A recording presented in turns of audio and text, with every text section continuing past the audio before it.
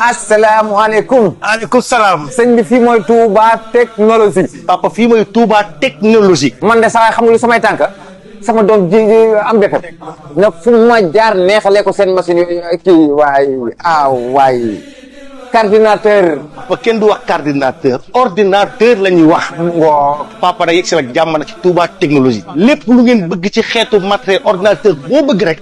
mu ngi fi ban marque nga soxla. kii. ingénieur. papa jéemër. papa Touba technologie am na marque yëpp. nga ni multimédia. waaw informatique. waaw accessoire boo bëgg nag mu ngi fi. caméra nag papa surveillance bu mucc ayib dernière génération papa mu ngi fi. la ma ci gën a neex nag mooy caméra de surveillance. surtout loolu. Touba technologie. multimédia informatique.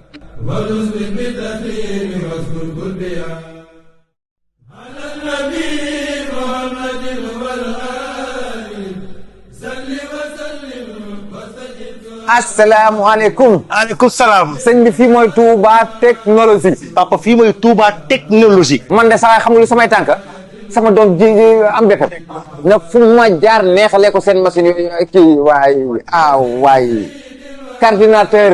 papa kenn du wax coordinateur. ordinateur la ñuy wax.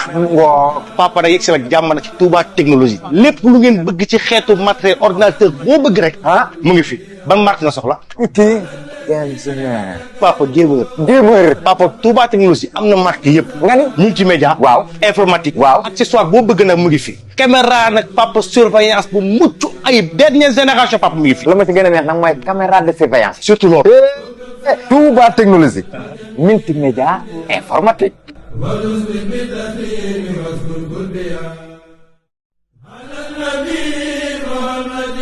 mercredi 30 juillet 2025 salaamaaleykum mbokk internet ci Opinion Libre TV ñu ngi leen di nuyu aman mbégte encore une fois retrouver leen ci seen biir émission bi di face à face comme ni ñu koy defee chaque semaine su waxtu wi jotee ñu ñëw fi ak suñu invité fas yéene waxtaan ak moom ci tolluwaay réew mi actualité politique bi nga xamante ne moom soxal réew mi atu alors tey ci ponk yi dañu waxtaanee pas mal de sujets notamment ci wàllum justice li nga xamante ne moom mooy les enquêtes yu ñu annoncé concernant l'affaire des 80 morts yu ñu annoncé récemment mais aussi wax ci li nga xamante ne moom mooy lenteur bi ñu ci nemmeeku ci pas mal de dossiers yu nga xamante ni boobu ba tey ñu ngi ciy xaarandi wax également ci le plan de redressement bi nga xamante ni annoncé nañ ko pour vendredi 1er août dañu waxtaane ci les grandes lignes ce qu'on peut attendre par rapport ak boobu les plans de redressement mais aussi wax ci le parti Pastef par rapport à la structuration du parti et tout alors ci noonu pour waxtaan ci loolu yëpp suñu gan tey du kenn ko dul maître Babacar Ndiaye avocat il est également membre du parti Pastef les Patriotes directeur général de la SNR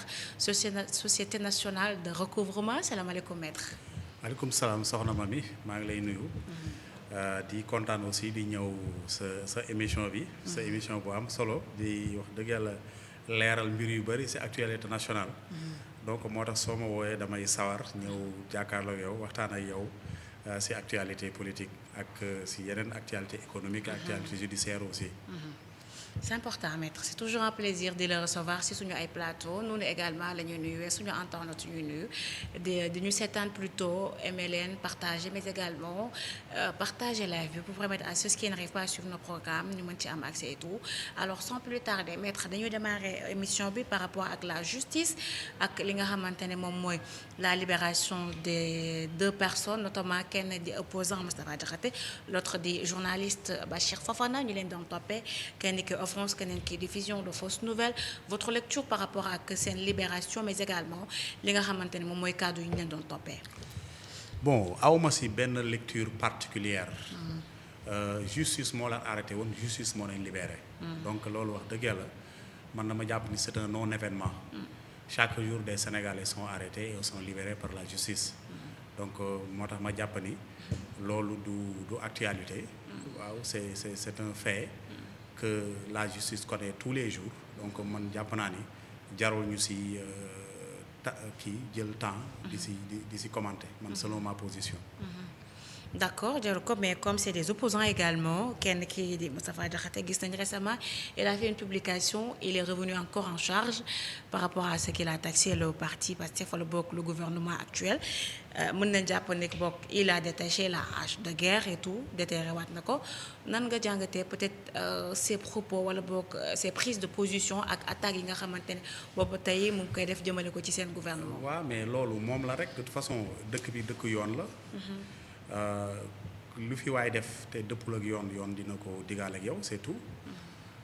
Opposant nag day jouer rôle opposant am mais ñun en tout cas man jàpp naa ñi on n'a pas d'opposition au Sénégal parce que opposition mooy opposition ba nga xam ne day wax ci li soxal Sénégalais yi su gisee gouvernement bi def la nga xam ne wax dëgg yàlla du dëppul ak intérêt réew mi moom aussi mu indi ay argument mu wax lu tax nii gouvernement bi doxee dëppul ak intérêt Sénégal je pense que loolu moo tax ñuy wax opposition parce que le premier ministre wax dëgg yàlla dafa yëkkati niveau bi le débat politique daf ko yëkkati à un niveau très supérieur niveau bu kawee la ko yëkkati donc ku bëgg a bokk dans ce débat là nit ñi di la déglu da ngay wax ay idées nga xam ni Sénégal daañu ci mën a jëriñu.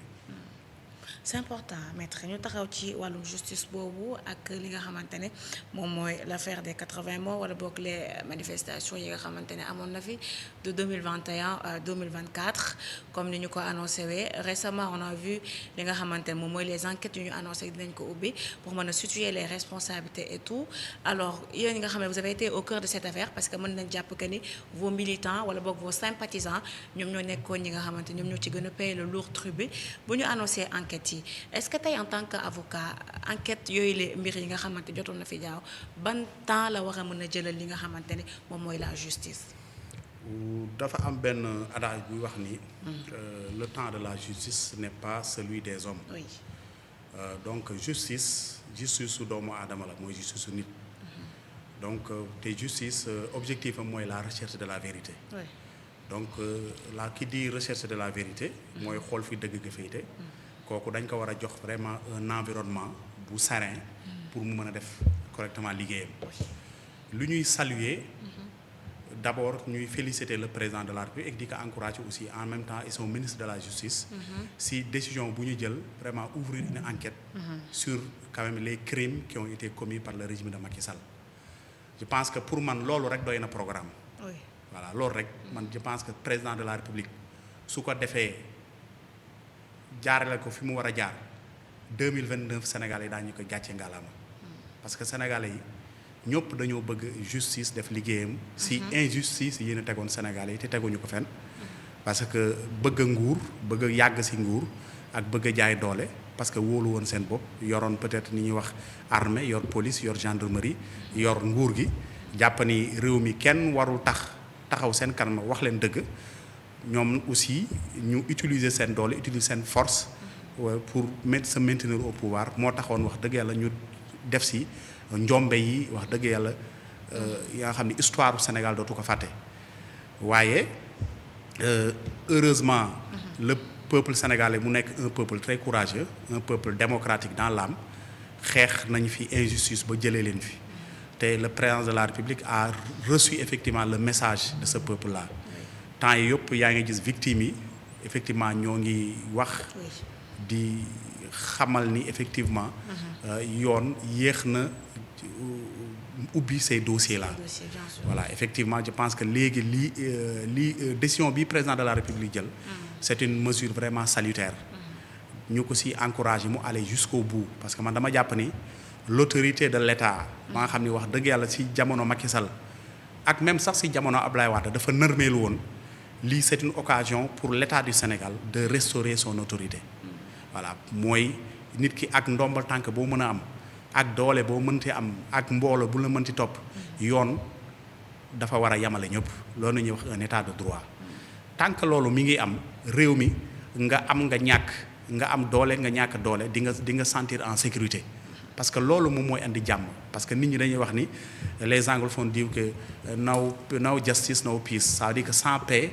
sans justice donc sans justice donc sans paix pour vous dire que àdduna foo mënti dem justice su amul rek sentiment de révolte lay créer te wax dëgg yàlla le président de la République a compris ce message là et man je pense que loolu da yéeneem la mës a nekk doon parce que nit ku xeex injustice la ba dugg biir prison donc moom il a subi la justice dans sa chair en même temps aussi que notre premier ministre ils ont subi cette injustice là dans sa chair man mii qui vous parle j'ai subi cette injustice là les manifestants que je défendais et ces manifestants manifestaient simplement pour la démocratie pour le respect de l'état de droit et pour la justice et pour les injustices qui étaient contre les injustices du moins qui étaient dirigées contre le premier ministre Ousmane Sonko à l'époque quand il était dans l'opposition donc yooyu dama jàpp ni ces manifestations c'était des manifestations tout à fait légitimes dans tout état qui se dit démocratique donc loolu warul tax wax dëgg yàlla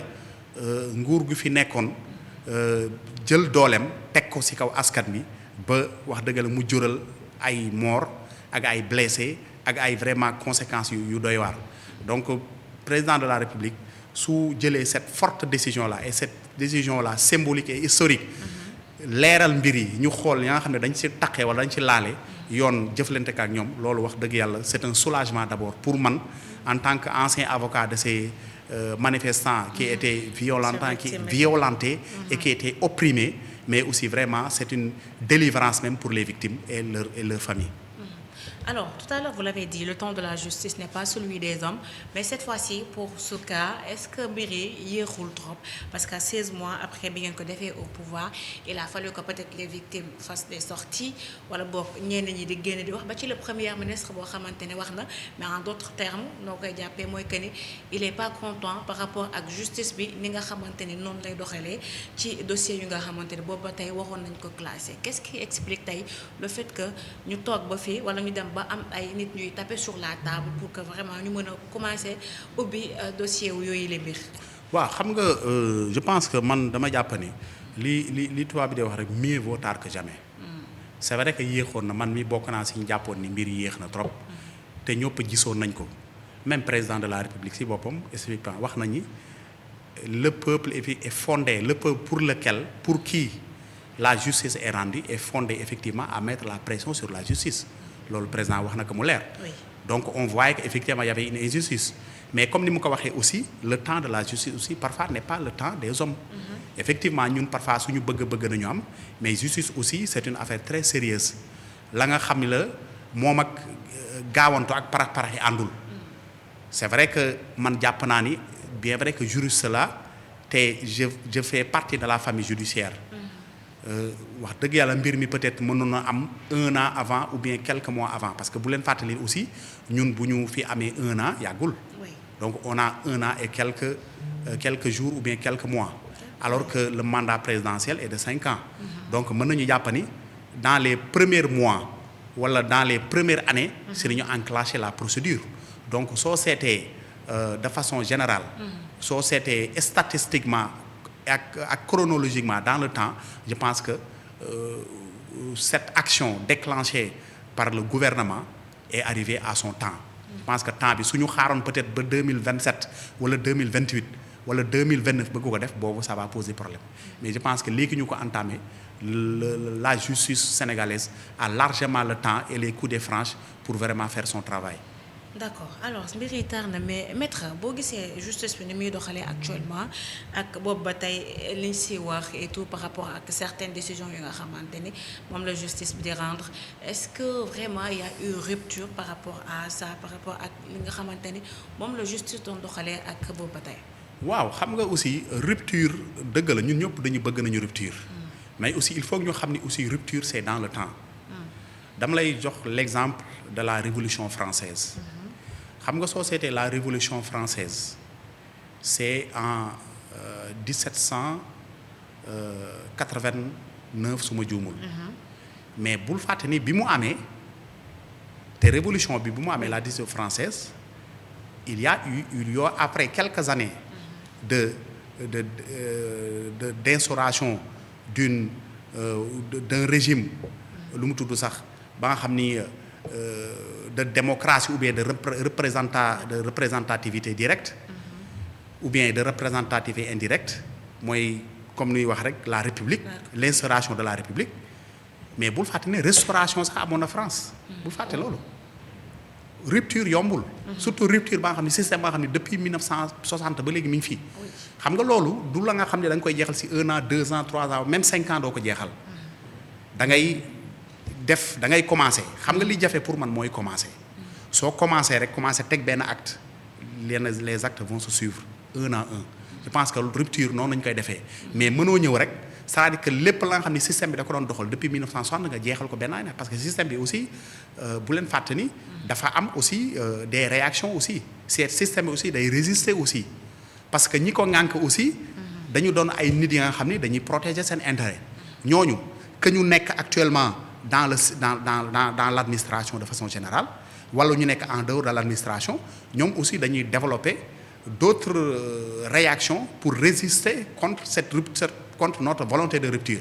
France bi nga xam ne xoolal histoire am depuis 1789 avec la Révolution française malgré cette révolution qui s'est déroulée quand même dans le bain de sang, il faut le dire, dans le bain de sang, mais il y a eu même une restauration de la monarchie de 1804 à 1914. Il y a eu même un coup d'État qui a été même perpétré par Bonaparte. Pour vous dire que rupture yàggul. Donc soo xoolee la France c'est des siècles d'histoire ba la ñuy àgg seen une démocratie parfaite. Donc ñun Sénégal donc un parti révolutionnaire, un parti qui clame la rupture nga xam ne vraiment moom mooy son discours. Son discours principal tourne autour de la rupture, d'un changement de paradigme. Mais loolu aussi ça va demander le temps.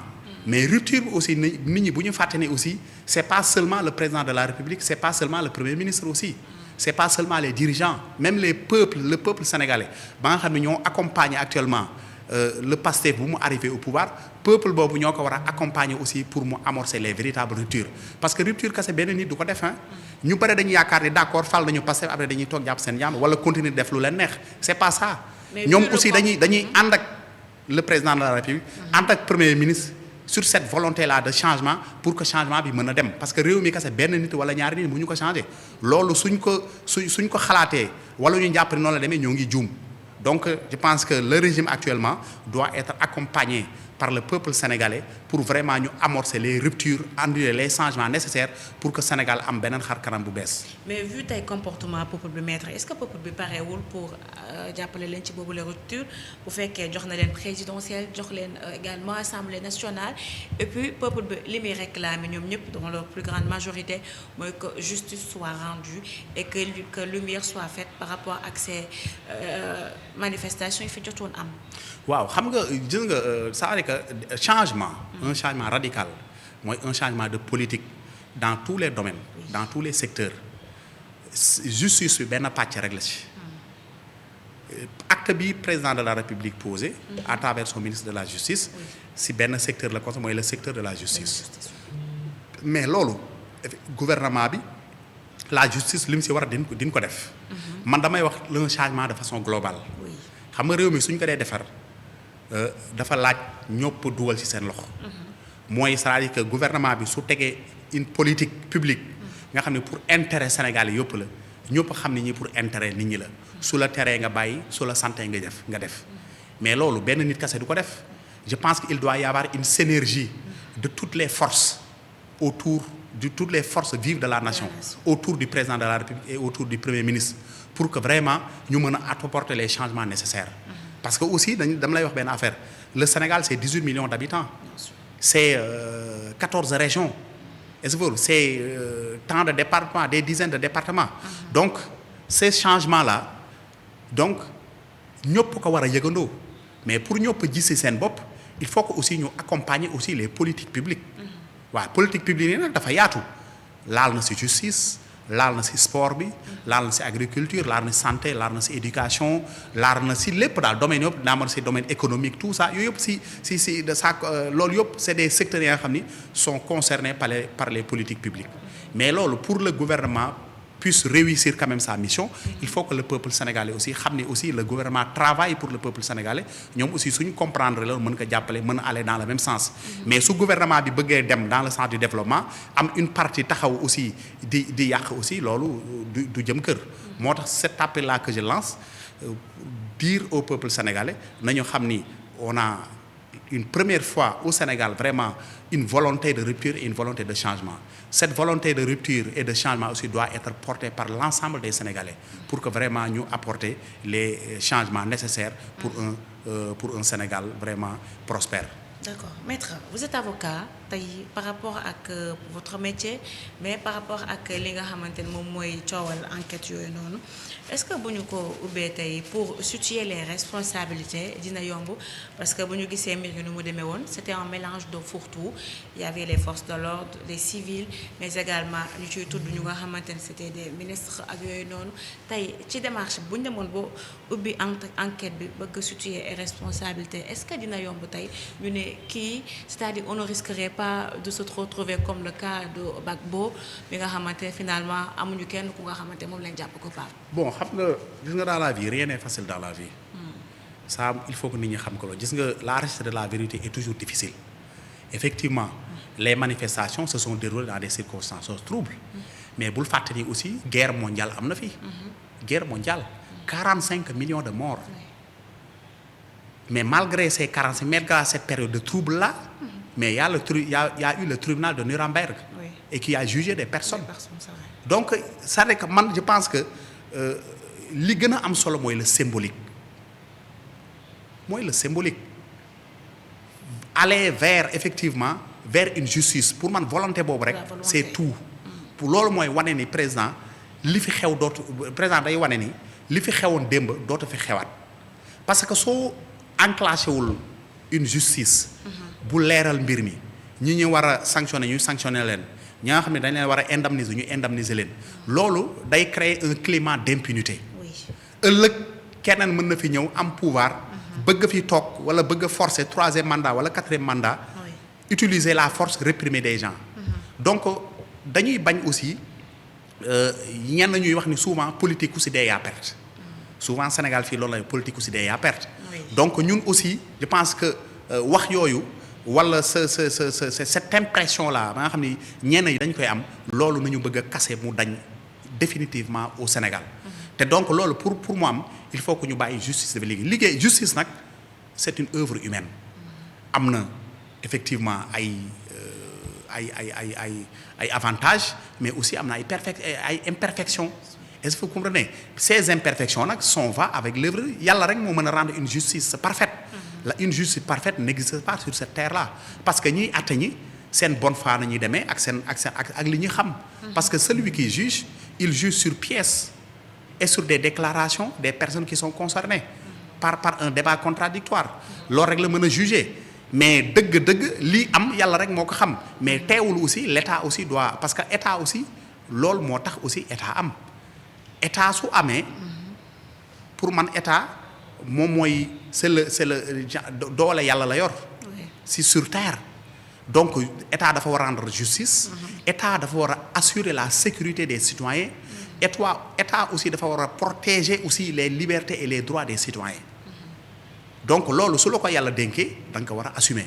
donc assumer cette mission moom mooy coow yi fi amoon yi ñu jël lépp jox ko justice. justice def si enquête am lum si kéemtalaay kàttanam lim si am ñu jël lépp jébbal ko si kanamu juge mu àtte ko kuñ si àtte nag ñu xam ni yoon moo la àtte kuñ si daan ñu xam ni yoon moo la daan kuñ si tëj ñu xam ni yoon moo la tëj kuñ si indemniser aussi ñu xam ni aussi yoon reconnaître na effectivement yow dañ la tooñoon et puis yoon jël na ndàmpaay jox la ko. D'accord, c'est important. Je rappelle que vous êtes en direct sur Opinion Libre TV dans votre émission Face à Face. Tey nous recevons Maître Babacar Ndiaye, directeur général de la SNR, Société nationale de recouvrement. Alors Maître ba tey dañuy desandi ci wàllum justice bi li ñuy nemmeeku ba tey tout à l'heure ñu ngi wax ci wàllum enquête yi mais tey ba tey ci biir enquête yooyu noonu aussi am na yeneen mbir yu nga xamante ni dooroon nañ ko fi muy la reddition des comptes ñu jékki-jékki on a comme l'impression mbir yi doxatul tout est à l'arrêt déggatuñu benn les convocations wala boog ñu jotoon convoqué sax actuellement ñenn ñu ngi leen di takkal ay bracelets électroniques maître ça aussi est-ce que bokkul ci li nga xamante ne moom moo nekk di créer la zizanie ci tetu sénégalais yi nga xamante ni jàpp nañ ni même enclenché affaire enquête yi on risquerait peut-être d'arriver à une chose bu nga xam c'est-à-dire montagne bi ça risque de coucher à une souris. non xam nga man dama jàpp ne ñuy wax loolu. dañuy juger dañuy gaaw a juger. gis nga nit bala nga koy juger wala une opération bala nga koy juger da ngay bàyyi ba sa njombaxtal ba si fin bi actuellement effectivement il y a des actions de justice qui ont été déclenchées. Ces actions de justice yi na déclenché permettre na ñu arrêter ay nit mais nag dama jàpp ni aussi arrestation yi c'est sur la base d'enquête aussi d'enquête mais ces enquêtes là sont toujours en cours amul fenn wala lenn luy wane ni effectivement justice bi dafa abandonner des poursuites loolu mosuñu ko dégg. Beaucoup de personnes sont en détention qui étaient poursuivies pour des affaires de détournement de deniers publics sont actuellement en détention. Certes aussi, il y a des cas de libération ou bien des cas de bracelet électronique de contrôle judiciaire, mais loolu c'est le juge en tant que juge des libertés moom moo koy déterminer. Su gisee ni nit ki wax dëgg yàlla bien vrai que li ñu koy toppee mi ngi tegu ci ndoddam ba léegi mais gis na ni aussi téye ko prison amul njëriñ. Pour la manifestation de la vérité mën na ko accorder une liberté loolu aussi wàllu yoon la tamit xam nga yoon aussi doo ko sant liggéey ba pare ni que nii ngay liggéey wala na la ngay liggéeyee loolu la juge aussi doo ñëw taxaw ci kanamam ni que man nii nga may àtte wala na la nga may àtte donc man damay wax Sénégal yi di dalal seen xel mbir yi fi jot a am muy détournement de deniers publics muy des oppressions ou bien des répressions qui ont causé des victimes loolu man jàpp naa ni le président de la République et le gouvernement actuel, le régime actuel, dirigé par le président de la République et par son premier ministre, am nañu yéene bu rëy une volonté ferme effectivement d'aller jusqu'au bout de cette affaire-là. Mais bu ñu fàtte ne aussi affaire de justice tamit gaaweewul noonu. Une procédure mën na durer ay at. Gis nañu fi ay procédures yoo xam ni qui ont duré 10 ans, voire 15 ans de procédure. Oui. Donc pour vous dire donc c'est pas pour une enquête sérieuse.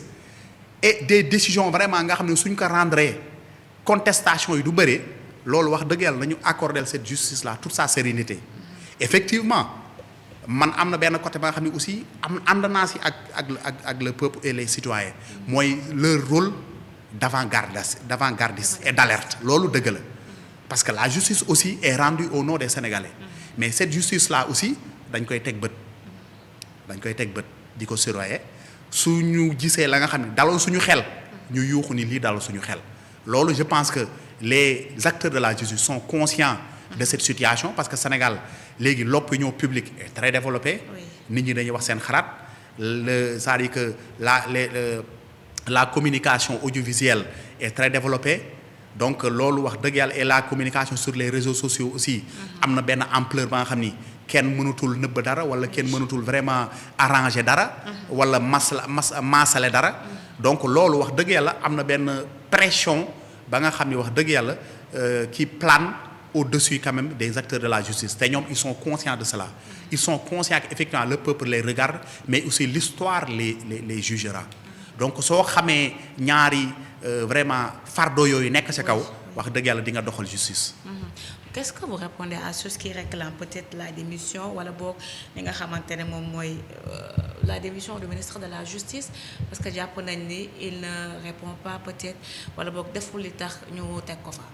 Bon man démission ou pas démission parce que le ministre de la justice président moo ko nommé président de la République dans ses prérogatives avec le premier ministre bien sûr biñ koy nommé am nañu seen critère te man jàpp naa ne benn critère bokk na ci mooy wóolu nañ ko c'est tout tant que mi ngi garder la confiance du président de la République et celle du premier ministre ñoom ñooy moo na fa nekk te ñoom ñooy déterminer ndax ñoom ñooy xool ndax liggéey bi ñu ko sant jox na leen satisfaction wala jox leen satisfaction man lii sama rôle en tant que citoyen en dehors de mes fonctions que j'occupe en tant que citoyen su ma gisee effectivement mbir yi mi ngi doxee nii te dalul sama xel ma taxaw ni mi ngi doxee nii te dalul sama xel bu boobaa nag le président de la République moom mooy juger mais c'est pas à moi de dire que kii war na fi toog wala kii war a fi toog c'est comme si keneen ñëw ni fi ma nekk war naa fa toog wala waruma fa toog loolu président de la République moo am confiance man dénk ma li may dénk tant que maa ngi garder confiance am je vais continuer de travailler su ma demee ba garder confiance man ni ma man kat maa la dénkoon lii jox ma sama kii donc ñun ñëpp noonu la ñuy demee on est des collaborateurs du président de la République y compris le premier ministre les ministres les directeurs généraux tout le monde est-ce que vous comprenez donc tant que ñoo ngi am la confiance du président on travaille avec lui donc am na yenn question yoo xam ne wax dëgg yàlla yooyu man awma ci benn avis tranché waaw une appréciation consigne ni kii dañ ko war a dàq wala c'est pas à moi parce que du man maa ko nommé il a été nommé par le président par décret présidentiel donc le président de la République moom mooy xool su lui apporte satisfaction xëy na su ko apporte satisfaction aussi le président mooy xool ban décision la siy jël. C'est important maître yow jotoo woon déposer plainte par rapport ak ce cas ak bi ñu la jàppandoo woon ak l'autre avocat muy maître Juan Branco. non jotuma déposer plainte honnêtement. j'ai pas parce que lui par rapport ak pourquoi cette question on a vu récemment moom Juan Branco il est revenu à charge concernant ces dossiers yi nga xamante moom la ñuy waxee ni par rapport ak li nga xamante ni plainte yi mu jotoon déposer ba ci ces dossiers yi nga xamante ni yóbbuwoon na ko au niveau de la Cour pénale internationale. waaw bon même c'est son droit xam nga moom aussi c'est un citoyen libre aussi voilà c'est un justiciable comme tout le monde su jàppee ni aussi lu mu tudd sax dañ ko tooñ moom am na droit saisir la justice te action yooyu je pense que ces saisines là yi mu def au niveau de nos juridictions loolu man dama jàpp ni aussi sont entre les mains de la justice peut-être aussi justice mi ngi ci liggéey wala mi ngi ci def enquête wala je ne sais pas leneen aussi mën a nekk mais de toute façon moom aussi nga xam ni moom moo xam les raisons pour lesquelles mu déposer plainte ak lu tax mu déposer une plainte pour se faire justice donc moom je pense que su gisee ni aussi mbiram yéex na am na droit aussi taxaw ni man déposer naa plainte amul benn suite donc loolu aussi am na droit ñaawla ko aussi comme tout le monde. D'accord. Voilà. Maître Pastef au pouvoir am également majorité à l'Assemblée nationale ngeen def deux lois yu nga xamante ne déposé ngeen ko au niveau de du conseil au niveau de le conseil constitutionnel mais yëpp ñu rejeté ko qu'est-ce qui explique cela? Bon, d'abord il faut dire que le conseil constitutionnel est un organe. Voilà, est un organe politico-juridictionnel. Parce que le conseil constitutionnel contrairement à la Cour constitutionnelle, c'est un organe qu'on saisit par voie directe. Non, du moins, excusez-moi, c'est un organe qu'on saisit a priori. Oui.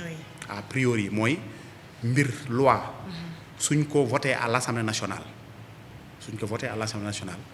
le Conseil constitutionnel moo koy saytu ndax dëppoo na ak yoon wala dëppoowul ak yoon loolu mooy une saisine a priori avant même la loi soit promulguée avant que la loi soit promulguée donc dañuy saisir le Conseil constitutionnel. Il y a des lois organiques yaa nga xam ni le président de la République doit obligatoirement saisir le Conseil constitutionnel avant muy def la promulgation mais les lois ordinaires loolu les députés le président de la République et je pense le président de l'Assemblée nationale am nañu prérogative pour saisir l'Assemblée nationale loolu mën na nekk fekkee côté Cour constitutionnelle la loolu effectivement Cour constitutionnelle c'est une juridiction ba nga xam ni d'ailleurs foofu ay juges rek ñoo fay siéger mais Cour constitutionnelle li différence am ak le Conseil constitutionnel mooy Cour constitutionnelle la saisie est directe un citoyen peut la saisir pour réclamer ses droits mais aussi la Cour constitutionnelle aussi lu mu tudd sax ses pouvoirs aussi sont beaucoup plus élargis non seulement day intervenir en matière électorale di intervenir aussi lu mu tudd sax en matière de conformité de la loi à la constitution de constitutionnalité des lois mais aussi day intervenir aussi pour protéger les droits et les libertés des personnes loolu mooy leur différence pour le cas du Conseil constitutionnel man je pense que dama ci am benn lecture man surtout sur la dernière décision man jàpp naa ni je prends acte de la décision mais man c'est une décision ba nga xam ne man yayuma honnêtement. Pourquoi?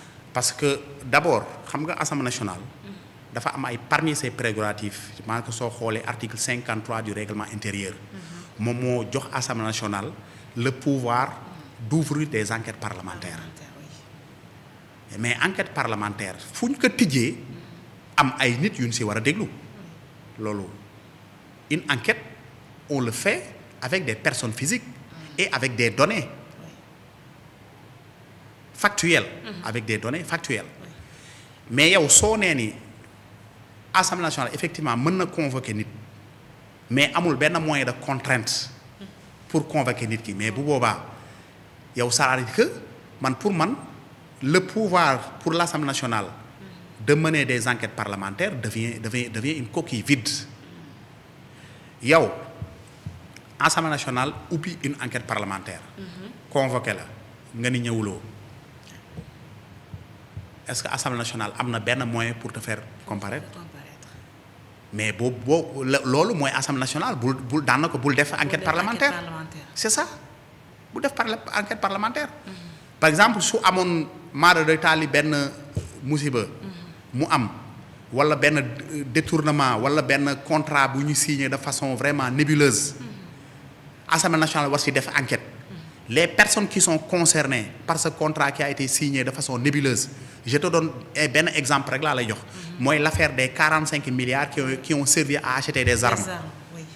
Mais tey jii Assemblée nationale su dijji woon benn enquête parlementaire mais ña nga xam ni sont impliqués dans cette opération là Assemblée nationale su leen convoqué su leen neexee ñu bañ a ñëw te su ñu ñëwul Assemblée du mën a def enquête am mais loolu mooy paralyser l'Assemblée nationale.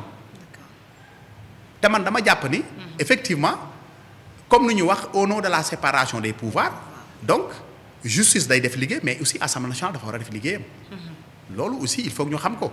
Pour man justice aussi warul immiscer wu aussi dans les fonctions du Parlement de l'Assemblée nationale. Loolu man je pense que c'est une situation vraiment anormale qu'il faut vraiment corriger.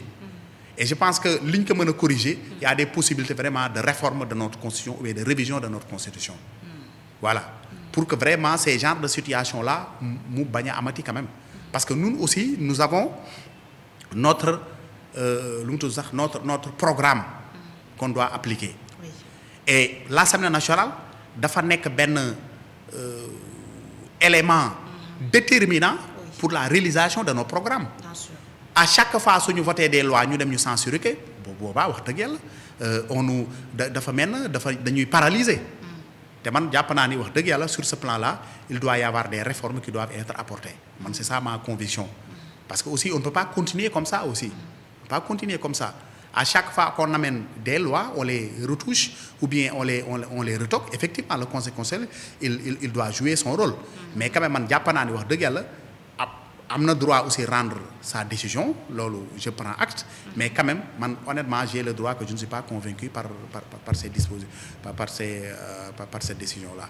Alors vous n'êtes pas le seul par rapport ak ñi nga xamante ne même ñoo d'accord ci conseil bi mais maître dans ce cas yéen ñi nekk au pouvoir aussi vous avez peut-être tous les moyens pour régler ce problème une bonne fois pour toutes parce que comme vous venez de le dire Assemblée nationale foofu ngeen mën a jaar pour régler pas mal de choses wala boog pour réaliser beaucoup de choses yu nga xamante ne war nañ ko def su fekkee à chaque fois bu ngeen demee au niveau du conseil seen ay recours dañu koy rejeter bu ci njëkk c'est par rapport ak la loi interprétative bi concernant l'amnistie et tout bi ci mujj di modification règlement intérieur dans ce cas est-ce que yéen wala boog le président ak le gouvernement moo war a jël ses responsabilités.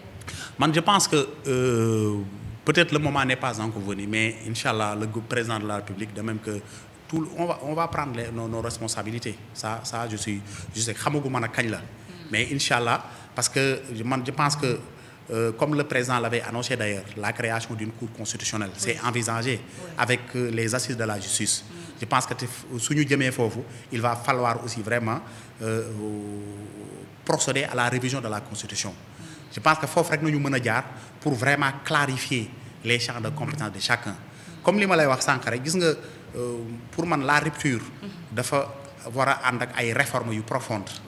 Voilà pour que vraiment ñu asseoir la rupture. Loolu c'est inéluctable.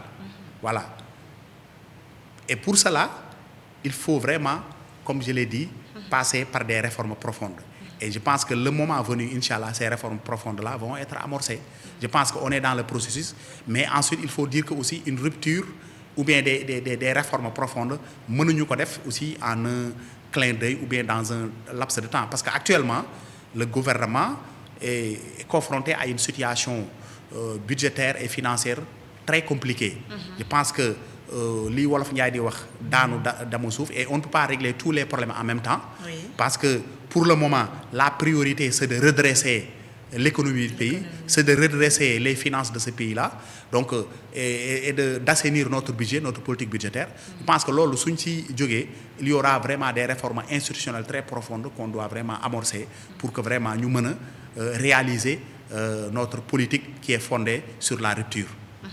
C'est important maître ñu ñëw ci boobu les plans de redressement comme ni nga ko waxee sànq gis nañ ko plan de redressement bi nga xamante ne ñu ngi koy waajal ndax ko lancé le premier foofee ci Grand Théâtre maître lañ mën a jàppale ci boobu les plans de redressement c'est-à-dire les grandes lignes. Oui bon plan de redressement man damay jàpp li ko waral bare na li ko waral mais damay jàpp ni il y a deux facteurs yu très déterminant pour ce plan de redressement peut-être am na y a d'autres facteurs Inch'Allah le premier ministre dina si ñëw largement man jàpp naa ni on est dans une situation d'une économie structurellement déficitaire. Voilà parce que suñu économie soo xoolee li muy créer ci richesse bariwul. Je te donne à titre d'exemple. Soo xoolee l'agriculture et l'élevage occupent plus de 60% des forces vives, c'est-à-dire que des personnes actives. 60%. Mais ces 60% de personnes-là, sur le PIB, seen li ñuy créer ci PIB bi mi ngi toll presque ci 16,5%. àggul sax daanaka 20%. Donc cette création de valeur-là, elle est très faible. Donc structurellement donc il y a un problème te loolu c'est depuis 1960. Depuis 1960 ba léegi Sénégal noonu lay dundee moo tax toujours suñu balance commerciale da doon déficitaire. Toujours effectivement bien vrai que léegi avec le démarrage de la production du pétrole notre balance commerciale quand même est à un niveau maintenant excédentaire avec 327 milliards d'excédent. Donc loolu wax dëgg yàlla c'est une bonne nouvelle pour l'économie. Mais dañu war a xam ni aussi une économie doit être diversifiée warul quand même reposer wu rek dépendant sur le pétrole. Parce que le pétrole dafay toog ay moments yoo xam ni baril bi day yéeg mais day toog ay moments aussi de crise baril bi day wàcc. Donc loolu soo si dépendre soo si wéeree sa économie di nga dund ay jafe-jafe yoo xam ne wax dëgg yàlla pour nga saafara ko day nekk problème. Moo tax ñu war a diversifier notre économie. Man je pense que l'un des raisons pour ce redressement loolu bokk na ci. Beneen raison bi aussi jàpp naa ne li ci bokk aussi mooy la situation actuellement extrêmement catastrophique de nos finances publiques. te je pense que les auteurs de cette situation catastrophique de notre économie ma yàgg di ko wax c'est des gens yi nga xam ne aussi ñoom dañu war a bokk si ñu justice war a woo pour ñu faire face à leurs responsabilités. Ñu raser les murs comme disait le effectivement c'est des gens non seulement qui doivent raser les murs mais c'est des gens yoo xam ne justice dafa war a parce que raser des murs ne suffit pas. Parce que le préjudice est énorme. Je te donne un déficit de 23 000 milliards. Presque 119% de notre PIB. Sur ces 119 milliards, 23 000 milliards, il y a 5 000 milliards qui constituent une dette cachée.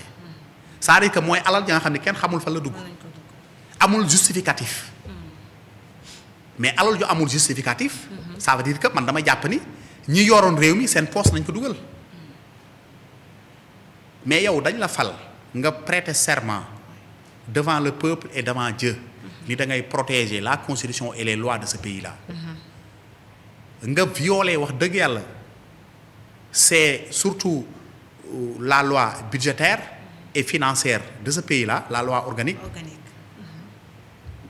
Parce que loi organique boobu moom moo organisé est-ce que vous comprenez la préparation, l'exécution du budget, tout ça.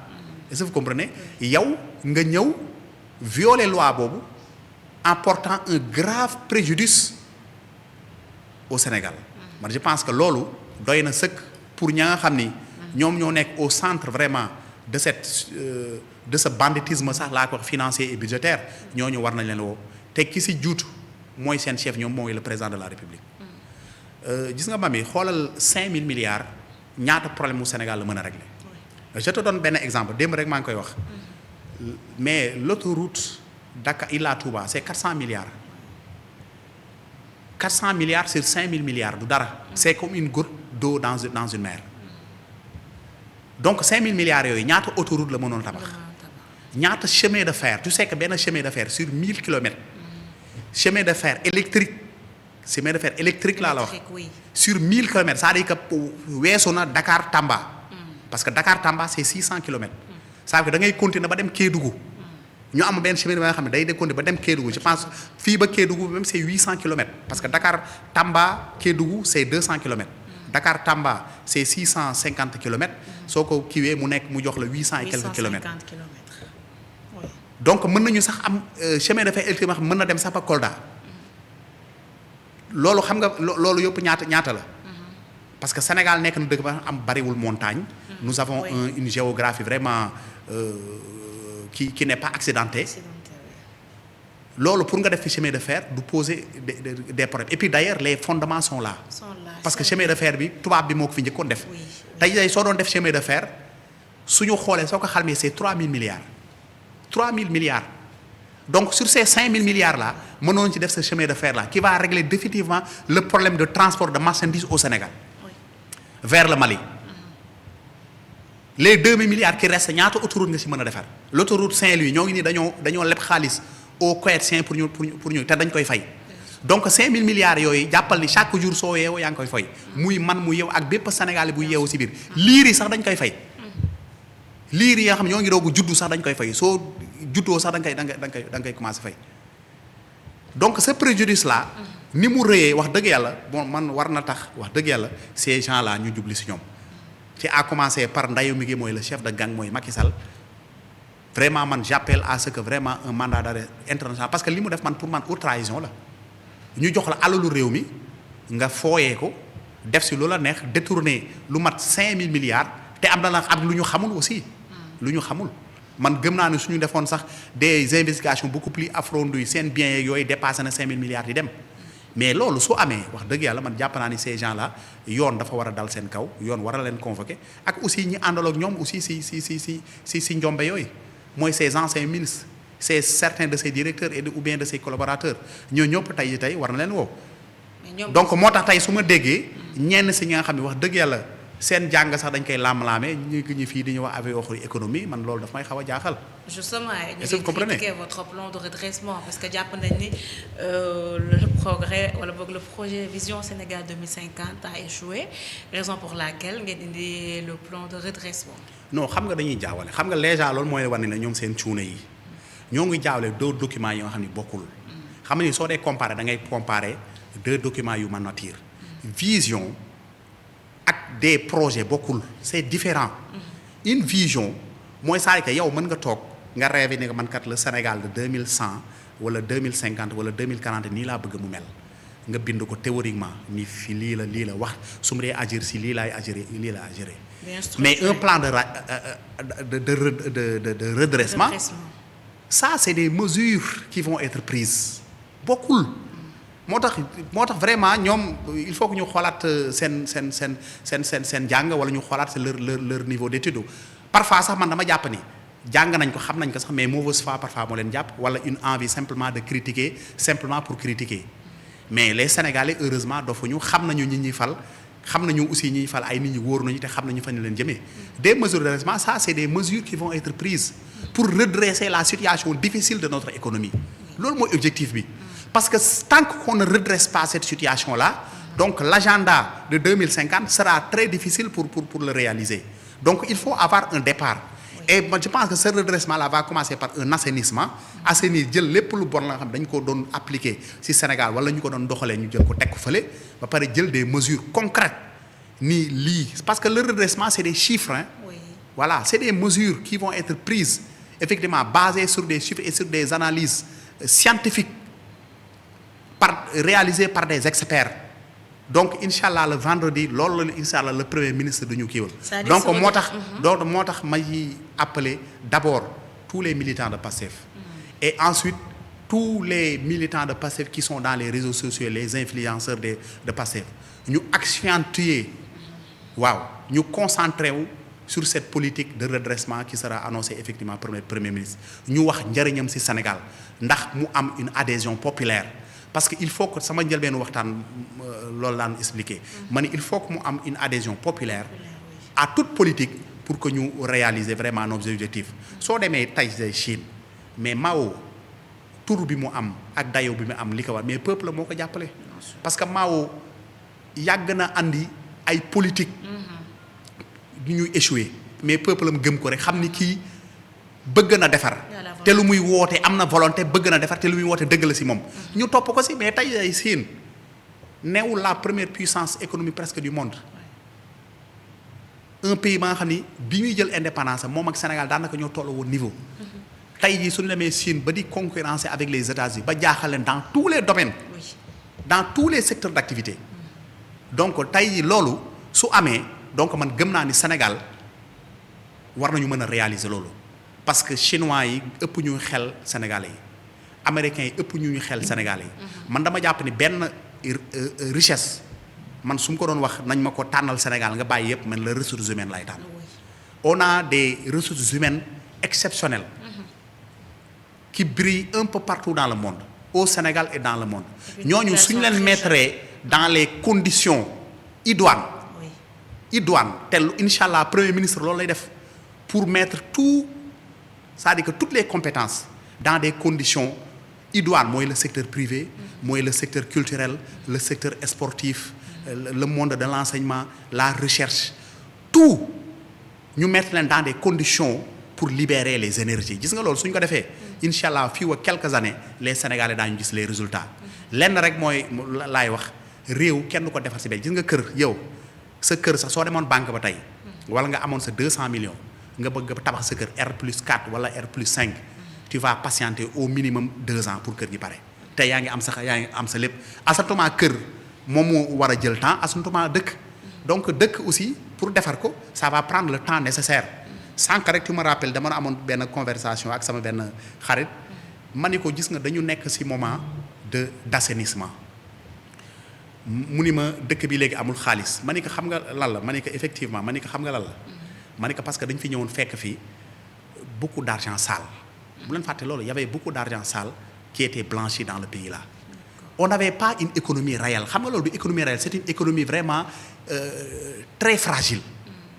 une économie fondée sur l'argent sale c'est une économie très fragile ñun économie boobu nañu amoon dañ doon xëy rek mu am rëcc ñu xëy c'est-à-dire que benn mouchoir pour jënd ko sax ñu ne la soo indiwul 10 000 francs du ma la jaay mouchoir un taux d'inflation ba nga xam ne daanaka day dépasser 100% pour comme yu mu amee si yenn dëkk yi si situation boobu dañuy jëmoon si Pastef n'était pas arrivé au pouvoir tey jii ñëw nañu le président de la République a réussi quand même à lutter contre ce blanchiment d'argent ba Sénégal Union européenne ñoo wax xam nga ñu européenne ñoom du ñu waxantu génnee ko si dëkk ya nga xam ne dañ leen considérer des pays à risque des pays ya nga xam ne wax dëgg la dañuy jëfandikoo argent sale Sénégal léegi daal investisseur bu dégg loolu sa xel day dal da nga naan fii kat mën naa fi loolu mooy économie réelle gis nga cette économie réelle soo ñëwee léegi l'argent va circuler soo xoolee le taux d'inflation commence à baisser drastiquement d'ailleurs est-ce que vous comprenez mais loolu c'est des prémices que nous sommes sur la bonne direction te inchallah suñ ci yàggee ça va prendre le temps que ça va prendre un pays ne peut pas se construire ma ni ko Europe ñi ko defaroon tey mais soo fa demee doo leen fekk ñoom ñëpp dem nañu parce que nit il faut que ñun ñëpp sénégalais ñu am cette volonté là d'oublier notre moi notre soi du moins ñu liggéey pour les générations futures liggéeyal pour suñu doom yi liggéeyal pour suñu sët yi parce que suñ ko deful aussi suñu doom yi ak suñu sët yi daañ fi jógee di dem yeneen dëkk ñu leen di toroxal wala ñuy dund fii ci insécurité wala di dund ci injustice donc ce développement là ñun ñoo ko war a liggéey te incha allah le président de la République accompagné avec son premier ministre cette responsabilité là daañ ko jël parce que ñun lenn ñoruñu mooy fexe ba redresser ce pays là fexe ba Sénégal bokk parmi les pays les plus prospères dëkk ya nga xam ni soo ko déggee di nga sawar ñëw fi te soo fi ñëwee doo am déception d'accord maître ci boobu le redressement est-ce que mën nañ ci xaarandi tey li nga xamante ne moom mooy fusionnement wu certaines wala boog certaines structures wala boog diminution salaire yenn ministre DG wala ci luñ ci mën a xaarandi. bon yooyu man du ma si avancé. loolu président de la République effectivement avec son premier ministre liggéey nañ ci ba pare te incha allah àjjuma su ñëwee daañu wax quelles sont les mesures qui vont être prises te man dama jàpp ni dafa am mesure yu am solo. dëgg la loolu am na solo li nga wax léegi am na solo mais man da jàpp ne am na yeneen yu ko ëpp solo ya nga xam ne daañoo am effet sur l'économie. est-ce que vous comprenez yooyu wax dëgg yàlla suñ ko dajalee doxal ko Sénégal diñ si mën a gis boppam. comme peut-être les recettes wala fait allusion. lépp c'est-à-dire que mesures yi lépp si lépp lay ça va intervenir sur les finances. ça va si lépp lay intervenir daal. sur l'économie de façon générale parce que Sénégal jamono yi nekk nii on a confronté à des situations économiques. même budgétaires un peu compliquées. mais cette situation difficile de notre budget loolu aussi dafa laaj des mesures très fortes.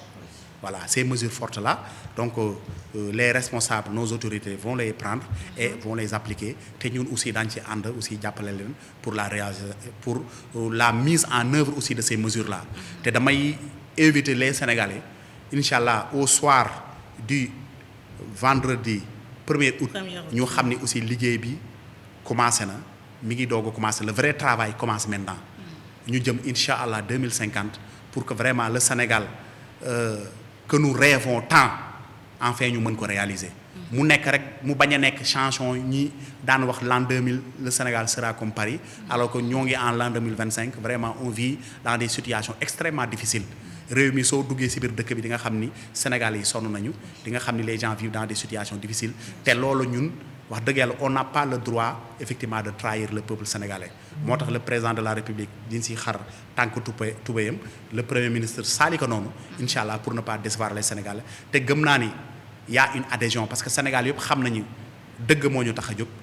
jël réew mi teg ko ci yoon moo ñu tax a jóg te li la koy wan 10 mois depuis que bu ñu ñëwee au pouvoir. yenn une partie de la presse lim ñuy contre yëpp ak même l'opposition kenn mënu fi wax dëgg yàlla ñii kat y a des scandales financiers amu fi donc loolu motif de satisfaction la et dans tous les plans on est en train de faire des réalisations soo ñëwee si dans l'agriculture il y a l'inauguration tout dernièrement par le premier ministre à Thiès effectivement d'une première escorte de volontaires agricoles de 1000 volontaires agricoles te loolu wax dëgg yàlla man dama jàpp ni loolu c'est une formidable décision parce que nit ñi l'agriculture Sénégal dañuy jàpp ne l'agriculture affaire u baadoola la Sénégal loolu ñu jàppee ak kuy bay sax dañ la yërëm mais dañu xam te ñu xam gis nga pays dëkk réew fondement wu développement dëkk dans tous les pays buy États-Unis France Russie Chine seen fondement de développement c'est l'agriculture nit ñi nañu xam loolu agriculture c'est le fondement du développement parce que agriculture moom mooy nekk quand même la cellule c'est le facteur d'industrialisation soo amul une bonne politique agricole mënoo am une bonne politique d'industrialisation da ngay sonal sa bopp donc il faut semer les bases d'une bonne politique agricole Maroc soo gisee mu demee mais Maroc amul dara Maroc li ñu ko ëppale ses ressources Sénégal ak ëppale ressources téeméeri junni yoon Maroc à part la pêche l'agriculture et le phosphate amul benn ressource alors que Sénégal en dehors de ces te Maroc li mu am Sénégal am na ko Maroc ëppale wu ko mais ñun Sénégal am nañu leneen la nga xam ne Maroc amu ko mais tey Sénégal ñu bëri suñ dee dem vacances Maroc nañuy dem vacances waxuma la Sénégal yi mais adduna bi yëpp européens yeeg africains yeeg américains yi ñu si bëri suñ dee dem vacances Maroc nañuy dem vacances loolu lan moo ko waral parce que dañoo jox agricole gëddëm moo tax le premier ministre li mu def noonu wax dëgg yàlla loolu mooy c'est-à-dire que c'est le début d'une professionnalisation de l'agriculture ñuy dem ba nga xam ne nit ki day yëg si 4x4 am bu rafet ñu ne ko foo jëm mu ni maa ngi dem toolee xooli samay périmètre agricole loolu wax dëgg yàlla suñ fi demee ba atteindre ça nga xam ne vraiment dugg nañu sur phase de développement te gëm naa ni le ministre de l'agriculture wax dëgg yàlla à tout moment mi ngi ci terrain bi te mi ngi ci def liggéey ba ñu koy encourager aussi di ko féliciter sur les résultats qu'il est en train de réaliser xam ni aussi nag dans la vie on peut pas satisfaire tous les problèmes en même temps il faut commencer par le commencement et inchallah petit pas à pas on va parvenir inchallah à réaliser tous les objectifs qui ont été visés. Et ensuite am na yeneen réalisation l'électrification rurale. Non, notre jeune frère Michel Sène est en train de faire un travail extraordinaire. Sur le plan de la pêche, notre ministre de la pêche aussi est en train de faire un travail génial. Sport bi aussi sali que noonu. Est-ce que vous comprenez avec les plateformes multifonctionnelles yi nga xam dañ koy construire dans les départements. Loolu aussi vraiment ça va permettre à la jeunesse sénégalaise de pratiquer le sport, d'allier le sport et les études aussi. Donc loolu déjà c'est déjà c'est une formidable réalisation. Man je pense que ñun ñoo ngi ici sur la bonne voie et je crois que je le crois même et je suis convaincu on est sur la bonne voie te incha allah avec le temps lii wolof jaay di wax rek waykat bi ne yàgg bawul dara incha allah avec le temps on va parvenir quand même à mettre en œuvre tous nos projets. D'accord maître duñu la fi am te duñu waxataane un peu ci vos missions actuellement par rapport ak la SNR fi ngeen ci toll la ngeen fa fekkoon ak fi ngeen toll waxtu wi lan nga nu ci mën a wax lu ñu mën a tënk. Voilà wax dëgg yàlla bi ma ñëwee j'ai trouvé comme une situation bu xaw a doy waar ba nga xam ne li ko waral surtout situation Sénégal bi ñu jógee mooy 2024. Situation ba nga xam ne trouble daf fi amoon trouble politique te xam nga trouble politique dëkk su amul jàmm économie bi du dox. Loolu moo waraloon recouvrement yi. Dafa xawoon a tagga témbe mais bi ñu ñëwee wax dëgg yàlla am na liggéey yu am solo ñu am na ay changements yu ñu jot a def tax na ba léegi actuellement nii def nañu ay recouvrement yu am solo bi mu fi ñëwee ba léegi je pense que li ñu recouvrer daanaka mën na 4 milliards loolu déjà c'est une bonne opération te gëm nañu incha allah am na projet yu ñuy liggéey avec le ministre des finances te suñ si demee incha allah te projets sont en bonne voie en très bonne voie d'ailleurs te gëm nañu incha allah avant fin de l'année les projets vont continuer ça va nous permettre aussi vraiment de booster d'augmenter nos recouvrements et ensuite bi ñu ñëwee aussi j'ai travaillé sur le devenir de la SNR parce que soo xoolee Société nationale de recouvrement portefeuille bi mu doon noonu si les banques qui étaient dissoutes les 7 banques qui étaient dissoutes dafa yàgg te créances yi si bëri wax dëgg yàlla pour recouvrer que ñi ko yoraloon ñu bëri dee nañu seen njaboot yi am na ñoo xam ne tas nañu mënatuñu fay dañ si fortaatu rek di recouvrer mais créance la maa nga xam ne kii na am na benn portefeuille yoo xam ne c'est des portefeuilles confiés yooyu am na ay banques yoo xam ne nguur gi moo ko moom ñoom la ñuy liggéeyal ñu koy confier te loolu yëpp ñoo ngi si te projet de devenir boobu daf si bokkoon pour may waa SNR léegi ñu mën a recouvrer ay créances yoo xam ne du ay créances publiques mais ay créances privées la te loolu wax dëgg yàlla aboutir na ba incha allah am na benn loi ba nga xam ne mi ngi dans le circuit te loi boobu suñ ko voté dina permettre à la SNR maintenant de recouvrer des créances du portefeuille des banques privées donc ça va nous permettre incha allah de travailler avec les banques commerciales yaa nga xam ne dañoo am des créances en souffrance mooy créances yi nga xam ne dañoo am jafe-jafe pour recouvrer que yooyu suñu joxe SNR diñ ci mën a def liggéey bu rëy voilà je pense que liggéey boobu fan nañ ci toll te gëm nañu incha allah avec l'équipe qui m'entoure incha allah on va atteindre nos objectifs et on va réaliser aussi d'autres performances. D'accord, c'est important maître laata ñuy jaaxal par rapport ak conseil des ministres certaines décisions yu nga xamante jot nañ ci amandi bokk na le projet de loi portant la création de l'Office national de lutte contre la corruption, projet de loi également portant statut et précision des lanceurs d'alerte, le projet de loi relatif à l'accès à l'information, mais également beneen bi le projet de loi sur la déclaration de patrimoine. C'est des projets de loi yu nga xamante ni moom le président de la République annoncé woon na ko ci muy def discours au 31 décembre face à la nation bi mu doon amal tey nan nga jàngatee yooyu les décisions yi nga xamante ne jot nañ ko fa jàll. Bon lii rek day wane ne le président de la République c'est un homme de parole. lii rek day wane ne c'est un homme de parole. li mu fi annoncé woon depuis son discours annuel mi ngi siy liggéey waxoon na fi le départ des soldats français mi ngi ci. wax nañu aussi l'appel à candidature pour certains postes mi ngi ci. wax nañu aussi les lanceurs d'alerte nga xam ni 3 avril 2024 le tenir ce discours là loolu c'est une concrétisation aussi de ses engagements. donc soo amee gouvernement ba nga xam ne bu mel nii. ka nga xam ni day xool digganteem ak yàllam day xool aussi ngor bi ko Sénégal yi ji parce que Sénégal yi suñu demee ba fal la président wax dëggal desetuñ la dara ba jox la nguur desetuñ la dara président xool ci loolu xam ne ñëw au pouvoir. du da ngay ñëw au pouvoir pour defar sa bopp mais da ngay ñëw au pouvoir pour defar réew mi je pense que lii c'est une décision à saluer ça va permettre effectivement à tout Sénégalais d'alerter effectivement sur des cas de corruption sur des cas d'enrichissement illicite suñu gisee un dirigeant ba nga xam ne wax dëgg yàlla c'est un directeur comme man wala mu nekk un ministre wala keneen ak keneen mu am ay biens yoo xam ne fii méngool ak amam wax dëgg yàlla loolu yoon la aussi ñi ko war a dénoncer ko mais nag waxuñu délation waxuñu di waxal nit aussi lu amul. ça loolu nag aussi man dama jàpp ni joxul carte blanche nit ki ngay wax lu la neex. Bien sûr. Voilà parce que aussi loi mi ngi fii soo fi defee diffamé nit war nga waxal ko loo ko waxul su la porter plainte yoon da ngay dal sa kaw. Puis quand on parle voilà de lanceur donc d'alerte également dafa am type de personne. voilà type de personne voilà c'est ça donc li ngay wax day wóor et puis da nga si am ay preuves yaa nga xam ni suñ la wanee si woowee si kanamu yoon di nga génnee preuve yi teg mais njorta rek wala am xel mu ñaaw si nit njorta si nit nii wax dëgg yàlla nit ki am na alal wala am na nangam te wax dëgg li ngay wax maîtriser woo ko loolu aussi cette loi là ne signifie pas délation. Voilà.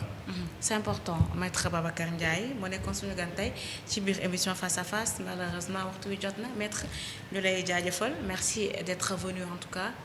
D'accord maa ngi leen di remercier man c'est un plaisir à chaque fois may ñëw fii di waxtaan ak yéen di wax rek Sénégalais yi nii incha allah nañu gën a jàppale suñu njiit yi ñu fi am.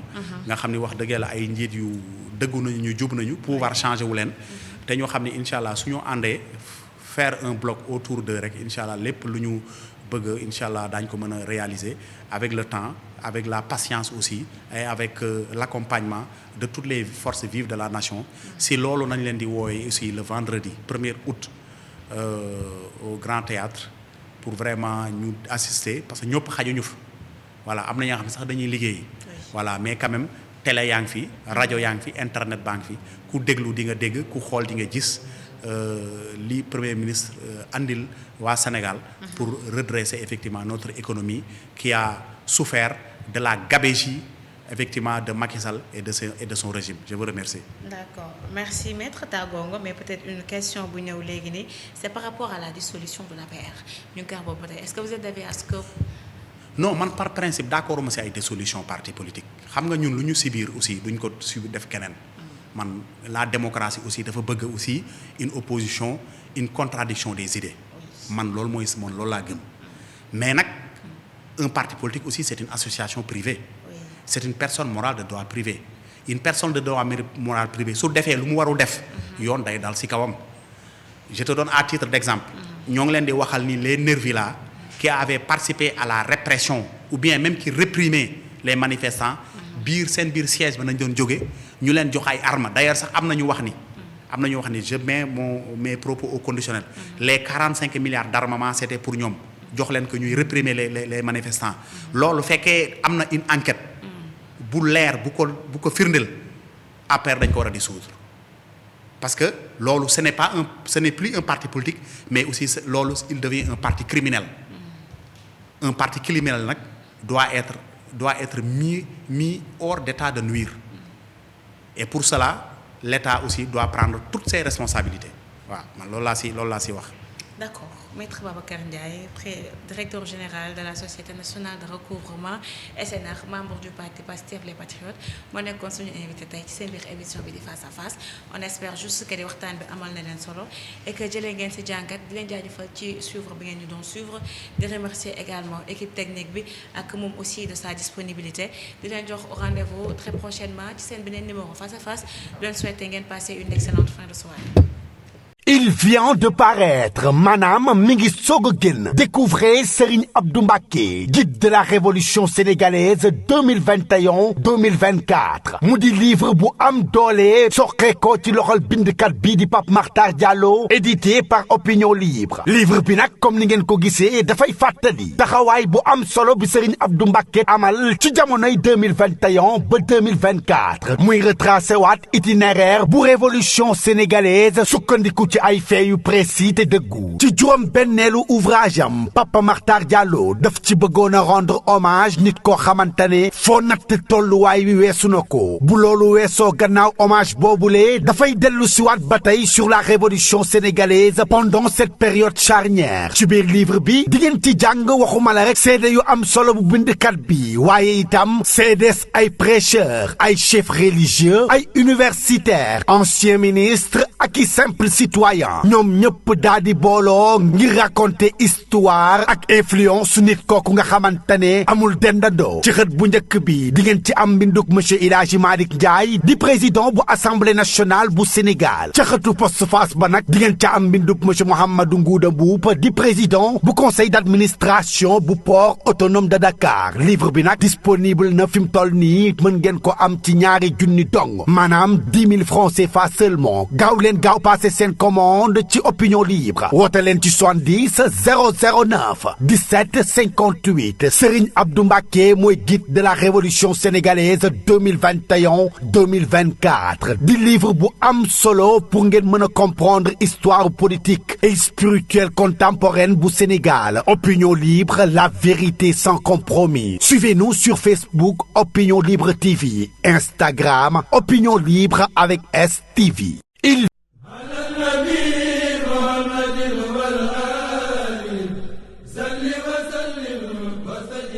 asalaamaaleykum. aleykum salaam. sëñ bi fii mooy Touba technologie. papa fii mooy Touba technologie. man de saa xam nga lu samay tànk sama doom ji am defet na fu ma jaar neexalee ko seen machine yi kii waay coordinateur.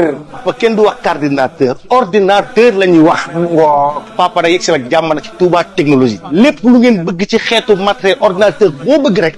mu ngi fi ban marque nga soxla. outil.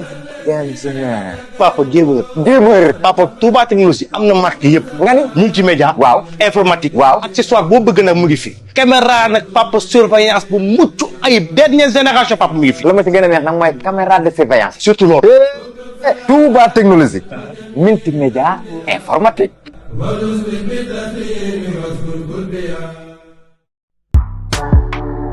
Opinion libre.